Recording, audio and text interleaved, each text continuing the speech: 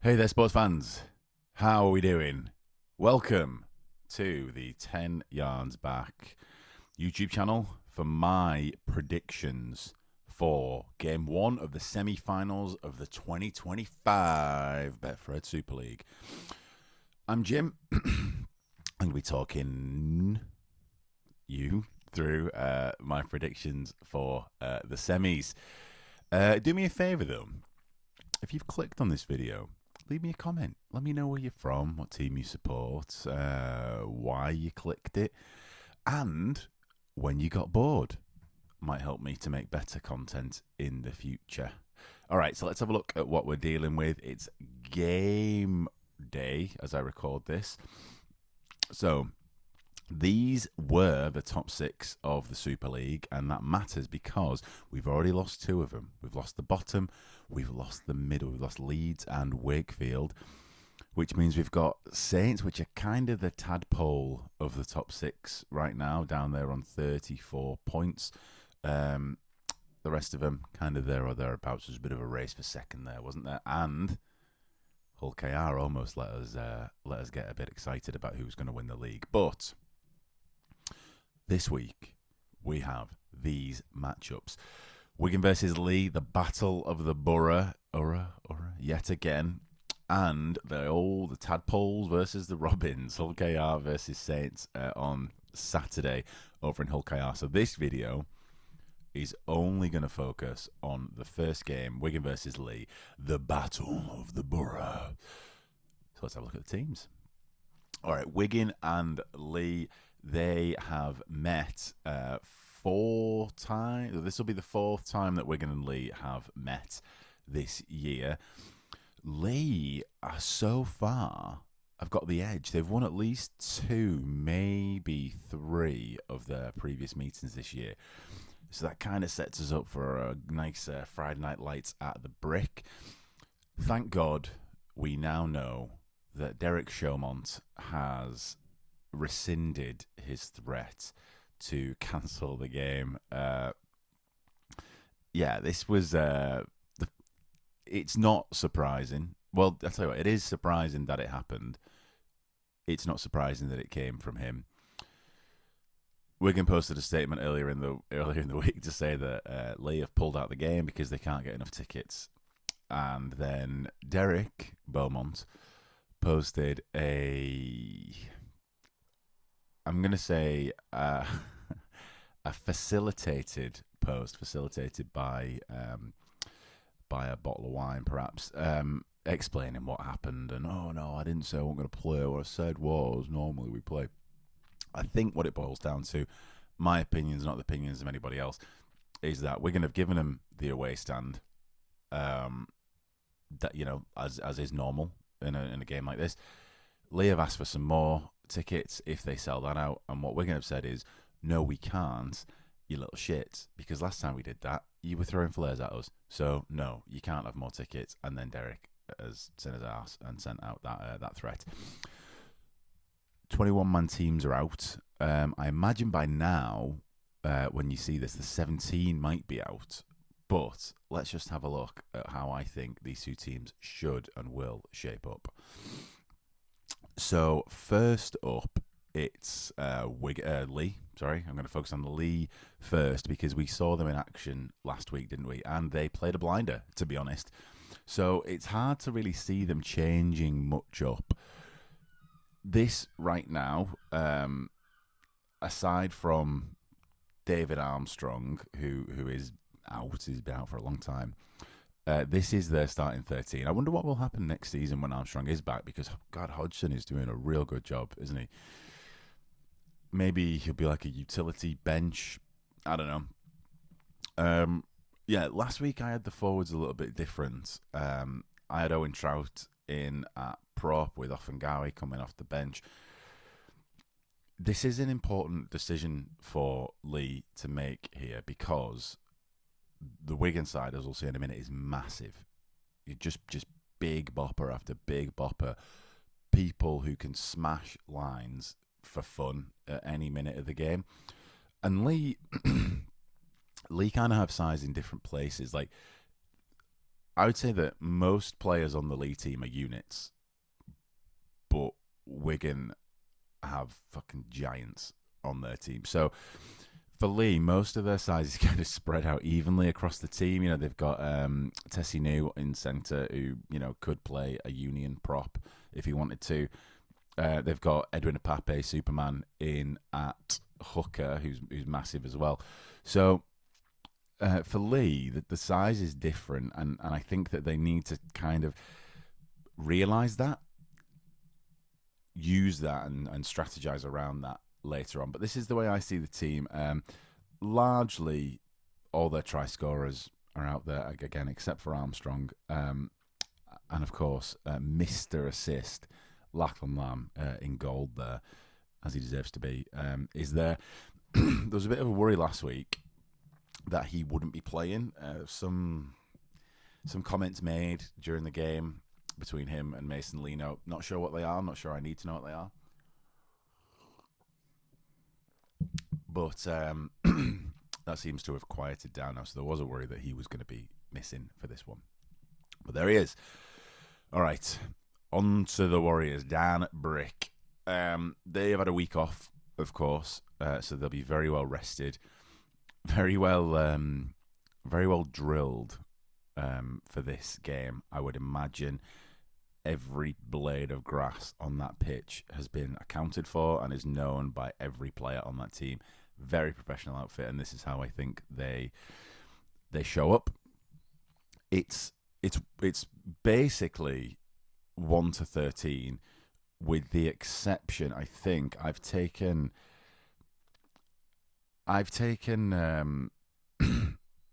Luke Thompson out and put him on the bench, and I've put Liam Byrne in at prop. We've got his shirt number wrong there. Yeah, and I think, again, first 20 minutes of this game is going to be important, but the 21st minute is going to be the most important minute of the game, I think. You know, once you've kind of worked through your cycles, had a couple of sets each, figured each other out, got the rhythm, maybe some players are starting to get a little bit achy, a little bit tired. The substitutions you make in that 21st minute matter. And if you can bring an angry, fresh Luke Thompson on 21 minutes when, you know, you just Offengow is probably going to start, he's going to be a little bit tired. All of the big fellas are going to be tired. That could really make a difference. And then if it doesn't, bring on Patrick Mago at 25 minutes and just do the same thing again and just try to smash him up. And I think that's what Wigan will probably do. Just try to tire out Leigh with that size that they've got, and then get it out to those classy halfbacks or get it out to those world class centres and wings. And it's hard to see a different game plan, isn't it? Again, this is a bit like it's a similar situation to Leigh, to be honest. If you look at the 18th man, Zach Eckersley, who's played an absolute blinder for Wigan all season, I just don't think he gets in this time round with Miskey playing the way that he has done over the past couple of weeks.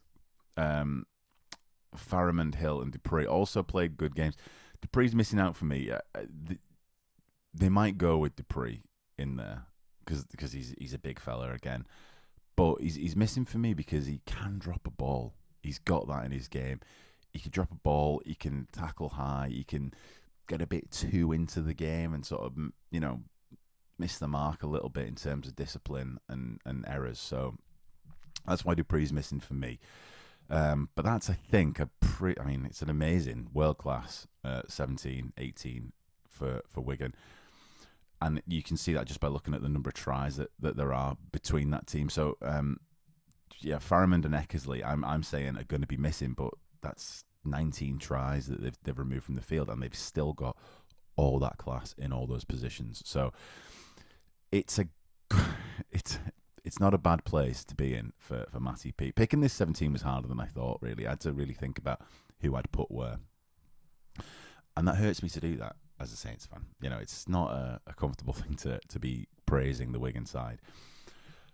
This is a comparison between the positions that I've suggested, the 17 I've suggested, and how they've scored tries this season alone. Challenge Cup removed. This is just a regular season. And you can see that the number of tries they're scoring is bizarre compared to how Leigh are scoring in basically every position except loose forward and hooker. Leigh have got a bit of an advantage there, and that kind of comes back to what I said, where they've got size in different places, they've got skill in different places, and they need to make sure that they utilise that in the game plan. But I mean, really what this says is not only can Wigan score everywhere, as can Leigh, but they can score big everywhere. And that's an indication not just of like, oh, how good are we can score tries. It's an indication of actually being present to pick up those scores, actually being there to pick up the offloads, being there to get the tip on pass, being there to just make the play. And I think that shows a very well connected team when you've got tries all over the park. All right. The form of these teams coming in. So the last 6, they've both lost one. They both lost one 5 weeks ago, and since then it's been smooth sailing. I think if you were to look at the run that they've each had, Leigh have probably had it a bit easier towards the end of the season than have Wigan. But doesn't really matter. They both won 5 games. Leigh, of course, won 1 last week as Wigan were sat sipping espressos. And these are the stats across the whole season. Pretty even team. I mean, there's nothing in it, really. Over 27 games, averaging 3 more tackle busts than Wigan is nothing, is it, really? Unless, of course, those tackle busts lead to a try. And then it does. It means you could score 3 more tries a game. But by and large, not a lot in there. The missed tackles is big for me because Wigan are a team who probably don't, in most of the games that they play in, they'll have the majority of the possession. They'll have the majority of the attack. You know, they'll do, when you look at the stats, they'll have typically more carries than tackles than, you know, in the balance of things. So to have them missing, I mean, what is that? That's 25% more tackles than Leigh, when they probably don't have that many more tackles. So it's not like it's averaging out. That could be an interesting one, particularly when you think about who we've got. Ipape, New, Lou, Lam. Could be an interesting one later for those two teams. As I said, they've both met 3 times already this season, and this is how it's gone. It's, you know, you just can't get a knife between these two. It's been so even. Like I said, I think Leigh are in the balance. They've won 2 or 3 of those past encounters, but you know, this graph here that I'm showing is the percentage balance, basically, of averaged over those 3 games that they've played. Who got the better of, you know, whatever it is, score for, score against, offloads, etc. And it's basically just smack down the middle, 50-50 on both ends. You know, the numbers here, again, averaged over the 3 games, they're so even. Interesting, I've only just noticed this as I'm going through it. That tackle bust and the missed tackle was, you know, Leigh were sort of ahead in those stats for the season, but not when they're playing Wigan. Wigan seem to play better in those aspects against Leigh. So that's an interesting stat that I just noticed right now looking at the numbers. All right. I mean, what it all boils down to at the end of the day is the game, isn't it? Friday night lights at the Brick Community Stadium. 17 on 17, 13 players hit the field apiece. What's going to happen? I mean, Wigan are favourites. You know, they finished above them in the league just, but the way they finished, the class they finished with, is impressive and scary as well as a non-Wigan fan. The game's going to be intense. It's going to be fast. It's going to be exhausting. It's going to be exhilarating, right? Make sure you watch this one. as I said, the subs are going to play a big role, and the sub strategy is going to play a big role because Wigan have got big fellas, big old fellas, and not a lot of utility if they go with my 17. They'll rely on, I think, like I said, big interchange, fatigue, bring on Cruz Leeming, switch up the whole strategy, get on the front foot, score some tries. All right, that's basically what Wigan need to do, and that's how Wigan beat every team in the world if they want to on their day.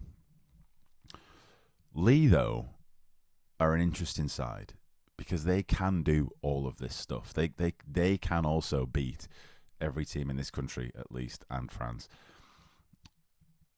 And I think that they just need to be smart about how they do it. You know, last week against Wakefield, they came out like a hammer, just smash, beat them down, wear them down, get on top, roll them. I think the strategy here with Leigh, you know, I've gone on now a couple of times about how they've got size in different areas, they've got strengths in different areas to Wigan.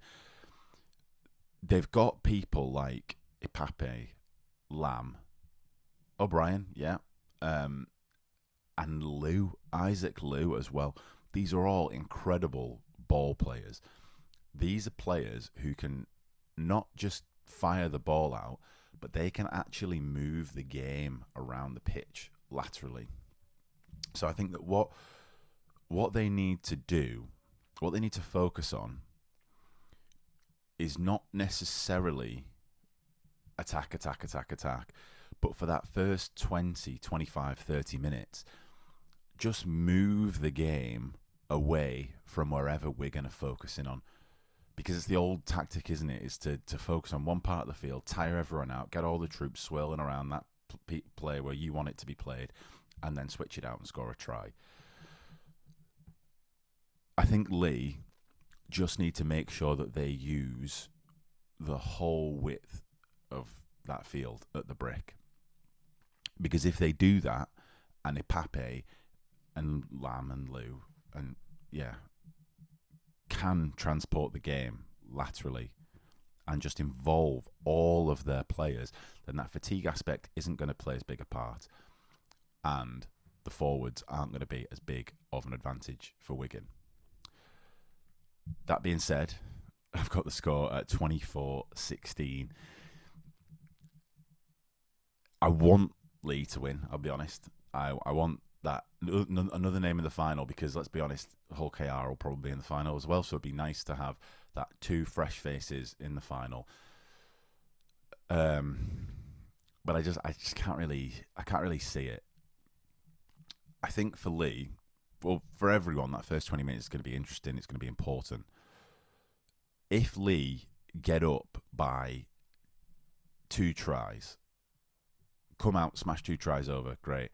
That could break Wigan mentally. But bear in mind that Wigan are strong mentally as they are physically. Everybody is a consummate professional in that Wigan team, so it's hard to shake them. Leigh will have to play on the fact that Wigan are fully aware that they've gone from the quadruple last year to this year not winning anything yet, and this is their last chance.